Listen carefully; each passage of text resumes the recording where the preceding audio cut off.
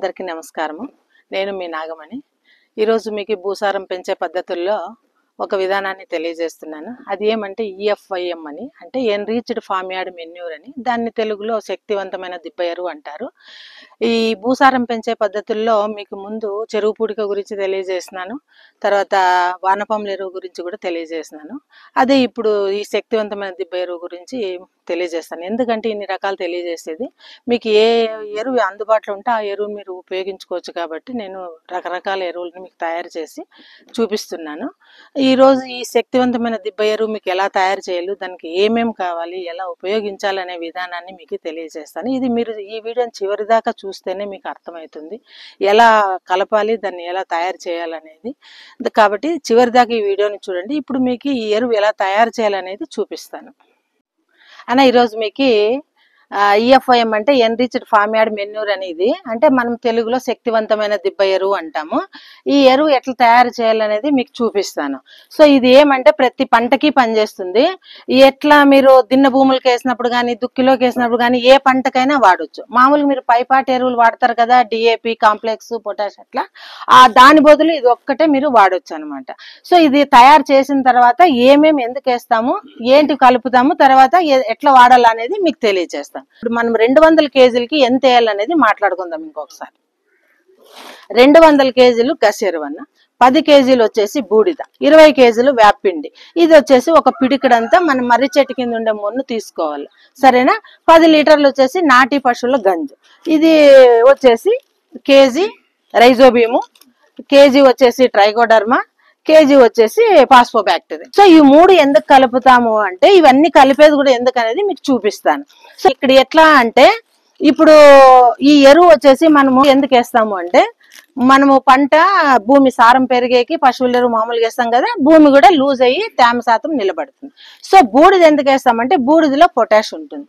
ఇంకా వేపిండి ఎందుకు వేస్తాము అంటే, మామూలుగా మన పంటలకి వేరు పురుగు అనేది వస్తుంటుంది. విత్తనం పెడతానే కూడా కొన్ని పురుగులు, చీమలు అనేవి విత్తనాన్ని కట్ చేసి మొలక రాకుండా చూస్తాయి. సో అవన్నీ కాపాడుతుంది ఈ ఆపపిండి. అర్థమైంది కదన్నా. దీన్ని మళ్ళీ ఆవు గంజి ఎందుకంటే, దీంట్లో కూడా చాలా పోషకాలు ఉంటాయి. సో అందుకని ఇది మాత్రం నాటి పశువుల గంజి అనేది తీసుకుంటాం అనమాట. తర్వాత వచ్చేసి ఈ రైజోబియం అనేది ఏం పనిచేస్తుంది అంటే, ఈ రైజోబియం అనేది మన గాలిలో ఉండే నత్రజనిని తీసుకొని మన మొక్క యొక్క వేర్లలోకి అందిస్తుంది అనమాట. అంటే ఒక 21 రోజు మొక్క పెరిగేకి ఈ రైజోబియం పనిచేస్తుంది. ఈ తర్వాత ఇది పాస్పోబ్యాక్టీరియా అనేది కూడా జీవన ఎరువేస్తుంది. ఇది వచ్చేసి ట్రైకోడర్మా విరిడియన్, ఇది వచ్చేసి ఒక జీవ శిలీంద్ర నాశిని. ఇది ఏమి అంటే, జీవ శిలీంద్రము అంటే ఫంగస్, అంటే బూజు తెగులు లాంటివి వస్తుంటాయి. మామూలుగా వేరుకుళ్ళు, కాండం కుళ్ళు చూస్తారు కదా, అట్లాంటి వాటిని ఈ ట్రైకోడర్మా విరిడి అనేది కంట్రోల్ చేస్తుంది. అంటే ఆ ఫంగస్ ని ఇది తీసుకొని మొక్కని రక్షిస్తుంది. సో అందుకని ఇవన్నీ కలుపుతాం అనమాట. ఇవన్నీ కలిపేటప్పటికి ఇదేమవుతుంది, శక్తివంతమైన దిబ్బ ఎరువుగా తయారవుతుంది. సో అందుకని మనము వేరే పైపాటి ఎరువులు వాడే అవసరం లేదు. మీరు దుక్కిలో వేసేటప్పుడు, వేరుశెనగ వేసేటప్పుడే కానివ్వండి, దుక్కిలోకి వేస్తారు కదా మీరు, విత్తనాలు సరిగ్గా DAP అది వేసుకుంటూ పోతుంటారు. సో అది వాడకుండా దీన్ని ముందుగానే రెడీ చేసి పెట్టుకొని ఒక నెల ముందర అట్లా దీన్ని ఏం చేయాలంటే, మీరు విత్తనం చేతికి దీన్ని కూడా దుక్కిలో వేసేసేయండి. అప్పుడు మీరు ఆ విత్తనం దగ్గరికి చేదు వాసనకి చీమలు రావు, వేరు పురుగు అనేది ఏదైనా పురుగు ఉన్నా కూడా రాదు. ఇంకా ఇవన్నీ కూడా మనం మొక్క పెరిగేకి ఇవన్నీ అవకాశం ఉంది. సో ఈ ట్రైకోడర్మా అనేది చాలా పనిచేస్తుంది అన్న, వేరు కుళ్ళు గాని, కాండం కుళ్ళు గాని అనేది, అంటే అది ఎంత బూజు కుళ్ళు అనమాట, ఆ కుళ్ళుని ఇది నివారిస్తుంది. సో అందుకని మనము ఈ వస్తువులన్నీ కూడా ఇందులోకి కలుపుతాం. ఓకేనన్నా. ఇప్పుడు మేము తయారు చేసే పద్ధతి చూపిస్తాం. ఫస్ట్ బూడిద వేసేయనన్న, చుట్టూ వేసేసాయి.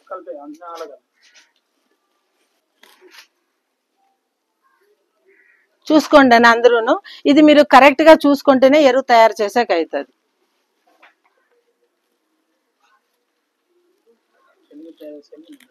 శనగిత్తన టైంకి చాలా బాగా పనిచేస్తుంది అన్న.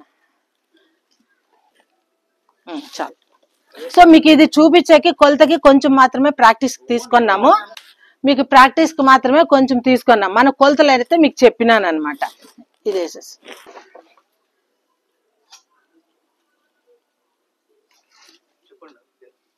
ఇది వేపిండి వేస్తా అన్నారు. ఇప్పుడు ఫస్ట్ ఎరువు మీద బూడిద వేస్తున్నారు, తర్వాత వేపిండి, తర్వాత ఈ మొన్ను కొంచెం చెప్ప,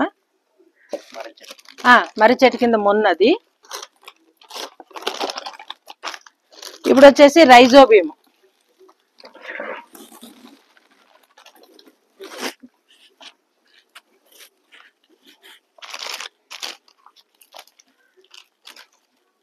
ఇది చూడండి, ఇది రైజోబియం. మీకు చెప్పినాను కదా నత్రజనిని ఇది స్థిరీకరిస్తుందని, మొక్క వేర్లకి ఇది అందిస్తుంది. ఇది వచ్చేసి పాస్ఫోబ్యాక్టీరియా. ఇది కూడా జీవనేరువే. చూడండి ఒక్కొక్కటి ఒక్కొక్క రకం ఉంటుంది, మీరు గుర్తు పెట్టుకోనండి. ఇది పాస్ఫోబ్యాక్టీరియా.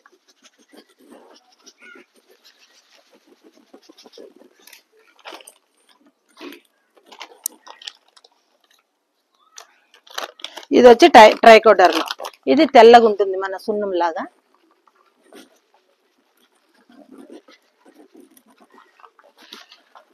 ఇదే మనకు ఫంగస్ అనేది నివారిస్తుంది అన్నమాట. మిక్సింగ్ చేయండి.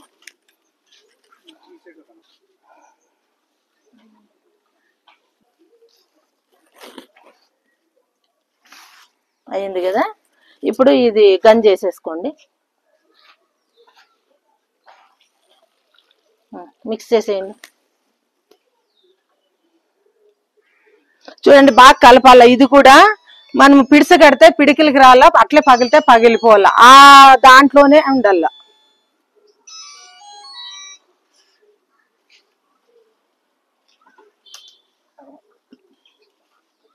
మీకు ఇది ఎలా కలిపేది కూడా చూపిస్తాను, ఎట్లా రావాలనేది. ఇంకోటి గసేరువులో కట్టిపుల్లులు ఉండకూడదు, రాళ్ళు ఉండకూడదు, గాజప్పులు అనేవి ఉండకూడదు.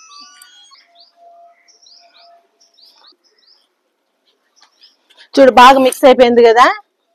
ఇప్పుడు మళ్ళీ నీళ్లతో కూడా కొంచెం కలపాల. ఇప్పుడు కలిపేయండి అంతా, బాగా కలపాలి. ఎరువు బాగా పీల్చుకుంటుంది.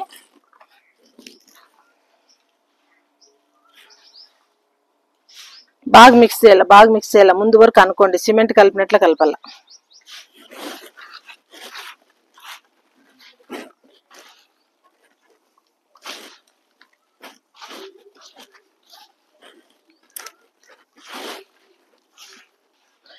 చూడండి ఇప్పుడు కరెక్ట్ గా దీనికి మోతాదు వాటర్ కూడా సరిపోయింది.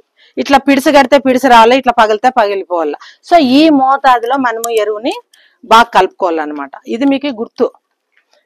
ఇట్లా రావాలా, తర్వాత ఇట్లా పగలల్లా. సో ఇది కరెక్ట్ గా సెట్ అయింది. ఇప్పుడు దీన్ని ఏం చేయాలంటే, ఇప్పుడు మీరు ఒక నెల రోజులు నీడలో పెట్టాల. ఎండలో ఉండకూడదన్నా బాగా గుర్తుపెట్టుకోనండి. ఒక నెల రోజులు నీడలో ఉండాలా. తర్వాత 2 రోజులకు ఒకసారి దీన్ని ఇట్లా తిప్పాల. ఇట్లా మీరు తిప్పినారు కదా, అట్లా తిప్పేయాల 2 రోజులకు ఒకసారి. సంచిలోకి పోయకూడదన్నా, ఒక దగ్గర ఇట్లా పోసేసి దీని మీద గోనె సంచి కానీ లేదంటే గడ్డి కానీ కప్పాల. కప్పిన తర్వాత 2 రోజులకు ఒకసారి మన చెలికితో తిప్పేయండి, సిమెంట్ లాగా. అట్లా ఒక నెల రోజులు మీరు చెట్టు కింద పెట్టాలి. చెట్టు కింద ఎడన్నా నీటిలో అన్నా పెట్టండి, ఎండ తగులకూడదు. నెల రోజుల తర్వాత మీరు చూస్తే ఇది మనకి నల్లగా బాగా మన కాఫీ పొడి టైప్ తయారైపోతుంది. అప్పుడు మీరు దీన్ని ఏం చేయాలంటే నీటిలో కొంచెం ఆరబెట్టుకోవాలి.